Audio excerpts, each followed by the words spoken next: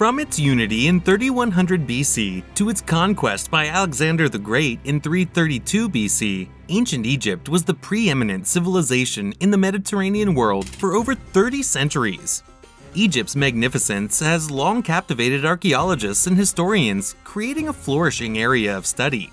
From the magnificent pyramids of the Old Kingdom to the military triumphs of the New Kingdom, the picture that emerges is of a culture that has few counterparts in terms of the beauty of its art, the accomplishment of its building, or the depth of its religious traditions.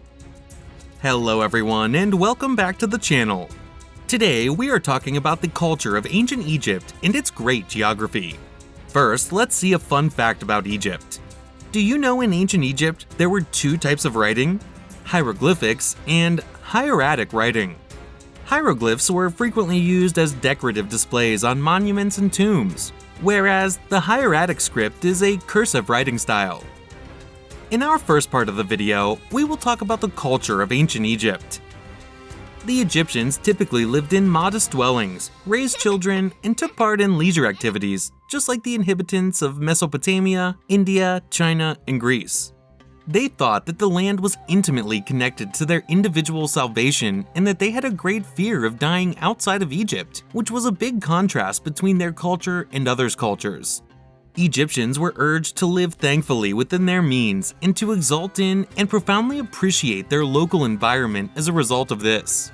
Egyptian culture was controlled by the idea of ma'at, and the Egyptians of all classes made an effort to live in harmony with their environment and one another. Homes for the poorer classes were constructed using mud bricks that were baked in the sun. Wealthier individuals had dwellings built of a double layer of brick or more, whilst poorer people's homes were only one brick wide. The wealthier a citizen, the thicker the home. Given that interiors of the dwellings were frequently weakly lit, wood was rare and was primarily used for entryway and windowsills. The roof was also thought of as another room in the house where meetings were frequently held. Simple, undyed linen was used for clothing. Men wore knee-length skirts, and women wore airy, ankle-length garments or wraps. There was never a moment in Egyptian history when women were forbidden from dressing whichever way they liked. Men had no authority to decide what a woman, even one's own wife, could wear because it was considered that the goddess Isis had granted equality to both sexes. Up until adolescence, children wore very little or no clothes. The lower classes didn't plan marriages, and there doesn't appear to have been a formal wedding ceremony either. When a man brought presents to the home of his future wife, she would move in with him if the gifts were approved. A contract would be created that would divide up a man's possessions between his wife and children. This allocation could not be changed unless there was evidence of infidelity. Egyptian women could rule over temples, possess property, residences, companies, and even serve as pharaohs, as in the case of Queen Hatshepsut, who ruled from 1479 to 1458 BCE, or Queen Sobekneferu, who ruled from around 1767 to 1759 BCE. According to historian Thompson, Egypt treated its women better than any other significant ancient society. The Egyptians viewed home and family as the primary sources of enjoyment and thought that joy and contentment were valid life objectives. This idea led to the highest status for women in Egypt compared to all other ancient cultures. The lady was the head of the home, while the man was seen as the head of the house. She reared the kids of both genders until the males were placed under the care and tutelage of their dads at the age of 4 or 5 to study their vocation or attend school if the father was a scribe, priest, or doctor. Before being married, girls lived with their moms and learned how to manage a home. However, this was uncommon since schooling was costly and custom dictated that the son, not the daughter, should pursue the father's profession. Women might also be scribes, priests, or doctors. After puberty, marriage became the norm among Egyptians, and being single was seen as aberrant. Now, let's talk about the geography of ancient Egypt. Ancient Egypt existed in northeastern Africa near the lower Nile River. It comprised the majority of what is now Egypt's Arab Republic. Upper Egypt was the name given to the areas to the south, which included a river valley along the Nile bordered by high cliffs. Lower Egypt was the large delta that is now Cairo, with the Mediterranean Sea to the north.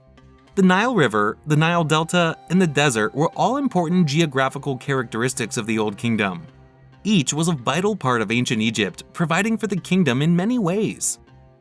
So first, we will talk about the Nile River. The Nile River is the world's longest river, running north through Egypt to the Mediterranean Sea. During the Old Kingdom, the Nile was vital to Egyptian life. Because it did not rain often in ancient Egypt, thus the river was the primary supply of water. It offered drinking water, food for fish and ducks, and papyrus reeds for making paper. It provided water for cleaning, watering crops, watering animals, as well as serving as a mode of transportation for the Egyptians. The Nile flooded every summer, which was an excellent thing. Flooding deposited rich silt, which enabled cultivation and was a major component of their culture, allowing for population increase. Now, let's move towards the second important geographical characteristics, the Nile Delta. The Nile Delta was ancient Egypt's most prolific cropland.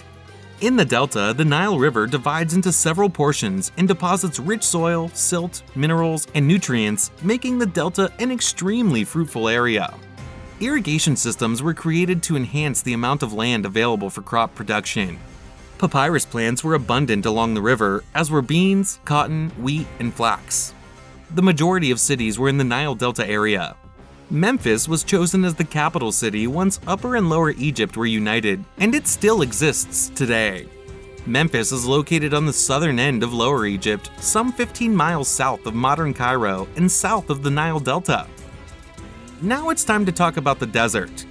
Deserts form the other two geographical divisions, Western Desert and Eastern Desert. The Western Desert, which stretched 262,000 square miles, was part of the Libyan Desert. It was made up of valleys, sand dunes, steep terrain, and oases. The Eastern Desert extended all the way to the Sinai Desert and the Red Sea. It had more mountains and rocky regions than sand and was widely exploited by the ancient Egyptians to dig various stones. The Western Desert comprises around 700,000 square kilometers, accounting for almost 2/3 of Egypt's entire geographic area. This vast desert to the west of the Nile stretches from the Mediterranean Sea to the Sudanese border. The topography of the desert region east of the Nile differs from that of the desert region west of the Nile. The Eastern Desert has a rugged terrain. The elevation quickly increases from the Nile, and a downward sloping sand plains gives place within 100 kilometers to parched, defoliated, rocky hills that stretch north and south between the Sudan border and the delta. The hills reach altitudes of almost 1,900 meters. The Red Sea Hills, a series of steep mountains stretching eastward from the Nile Valley to the Gulf of Suez and the Red Sea, are the region's most notable features. Because of inadequate rainfall, this elevation region's natural drainage pattern seldom operates. It also includes a network of irregularly shaped, sharply cut wadis that go westward toward the Nile. The desert terrain stretches all the way to the Red Sea. One of the things that makes ancient Egypt's geography so unique is its location. It is situated at the crossroads of Africa, Asia, and Europe. This made it a perfect place for trade and cultural exchange. This brings us to the end of our video. Don't be afraid of giving suggestions on future videos in the comment section below.